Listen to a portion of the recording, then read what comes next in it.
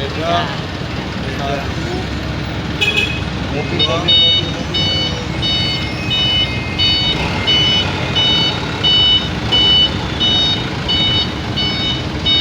empat sepeda.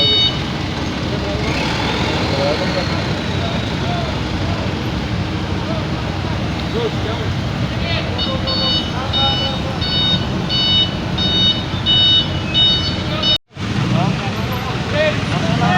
Majuin aja dulu nih Fortuner. Majuin dulu, nggak bisa cuy. Ini Pak Kobi. Haluannya madam. Ini Pak Kobi. Bang, bentar bang. Itu tuh, kayak apa nih sampai di sini. Sudah terlanjur.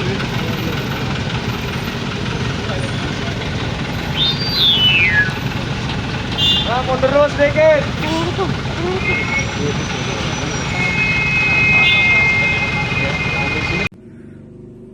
Dalam penggeledahan hari ini yang dilakukan oleh penyidik di rumah tersangka SK, penyidik diantaranya mengamankan dan menyita sejumlah barang bukti, diantaranya 2 unit mobil sport, kemudian 10 unit kendaraan roda 2, seperti Vespa, motorsport, hingga Harley.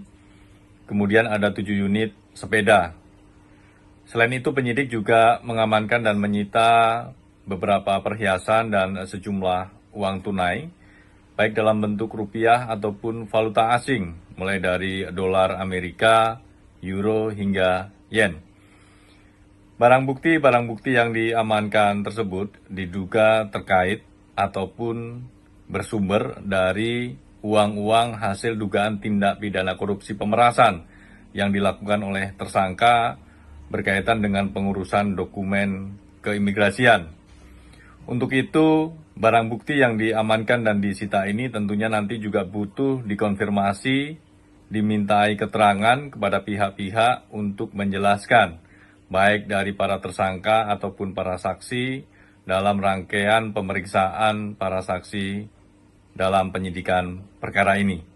Kami akan terus update perkembangan penanganan perkara berkaitan dengan tindak pidana korupsi pemerasan di lingkungan keimigrasian.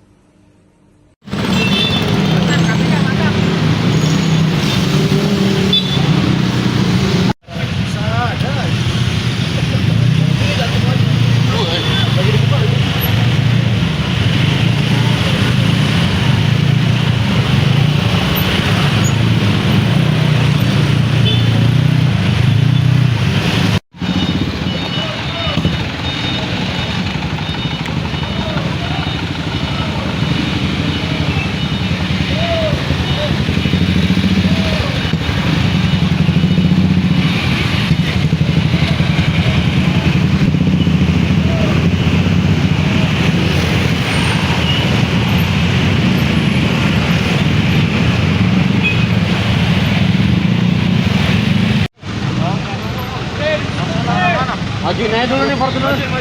Majuin dulu, nggak bisa cuy. Ini Pak Kobi. Haluannya madam. Ini Pak Kobi. Bang, bentar bang. Itu tuh, kayak apa nih sampai di sini. Sudah terlanjur.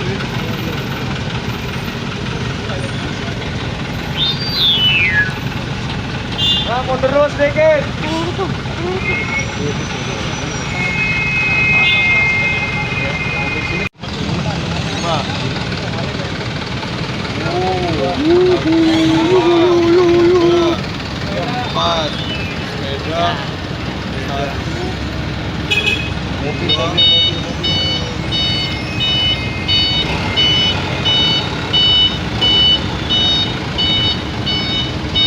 Empat sepeda, satu, dua, empat sepeda. Terus, jangan.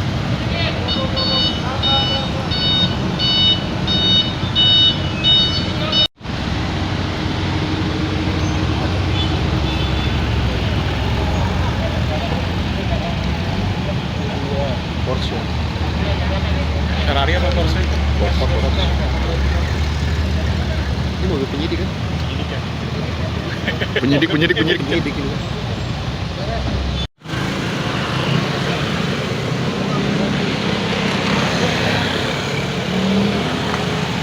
setiap pekan di hari Jumat, ya salah satunya kepada saudara SK ini diperkirakan menerima jatah sekitar 100 juta rupiah per minggu.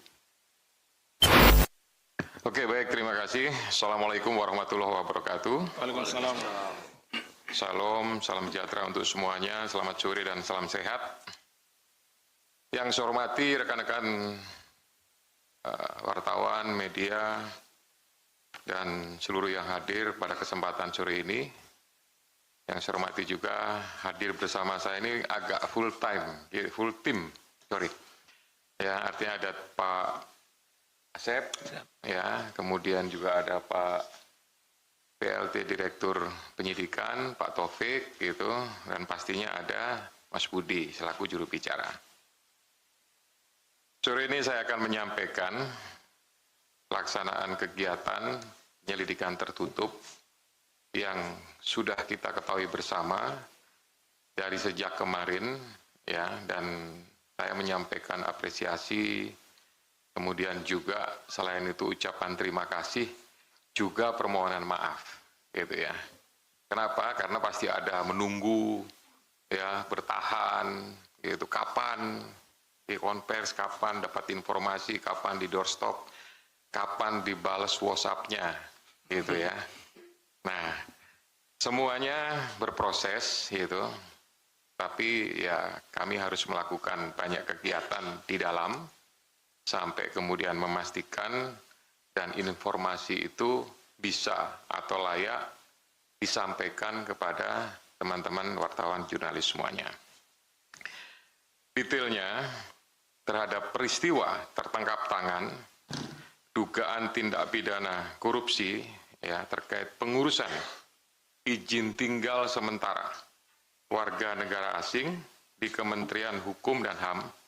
Ya, saya sebut Kementerian Hukum dan HAM sebelumnya karena temposnya itu ada dari saat Kementerian Hukum dan HAM yang kemudian saat ini atau sudah beberapa waktu yang lalu, sudah hampir 2 tahun, berubah menjadi Kementerian Imigrasi dan Pemasyarakatan, ya, dengan tempos waktu kejadian tahun 2022 sampai dengan tahun 2026.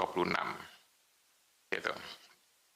Jadi informasi lengkapnya, ya, bahwa KPK telah melakukan kegiatan penyelidikan tertutup, ya, dan dari hasil kegiatan penyelidikan tertutup tersebut, ya, ada beberapa pelaku tindak pidana dan juga telah ditemukan bukti permulaan yang cukup atas peristiwa dugaan perbuatan melawan hukum yang dilakukan oleh para pihak, ya, dalam dugaan tindak pidana korupsi terkait pengurusan izin tinggal sementara warga negara asing di Kementerian Hukum dan HAM atau Kementerian IMIPAS.